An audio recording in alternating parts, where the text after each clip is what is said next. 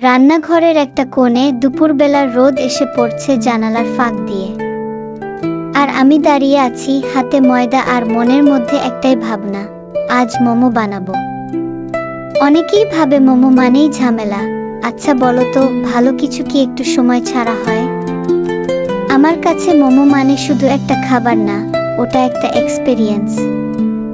ময়দা গড়া, পুর বানানো, একটার পর একটা ছোট ছোট পকেট ভরা, একটা স্পেশাল অনুভব যেটা বানাতে বানাতেই নিজের সাথে একটা কানেকশন তৈরি হয়। আর যখন গরম ভাপ ওঠা মোমো প্লেট ভর্তি হয়ে সামনে আসে, ওই মুহূর্তটাই ম্যাজিক। আজ আমি তোমাদের শিখাবো কিভাবে খুব সহজে মজা করে বাসার জিনিস দিয়েই মোমো বানানো যায়। তোমার পছন্দের পুর, তোমার মতো করে ফোল্ডিং, আর শেষে চাটনির ঝাল স্বাদ, সবকিছু আছে এই ভিডিওতে। চলো তবে রান্না হোক আজ একটু খেলাঘরের মতো, একটু কল্পনার মতো। মোমোর টানে সবসময় মনে হয় রান্না শুধু পেট ভরানোর জন্য না, এটা মনের যত্ন। মোমো বানানো আমার কাছে জেন থেরাপির মতো। হাত ময়দায় ভিজে থাকলেও মন শান্ত থাকে।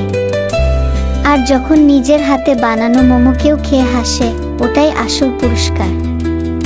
আজ আমি বানাচ্ছি মোমো খুব সহজে, মন দিয়ে। তুমি চাইলেই পারো, শুধু শুরু করো।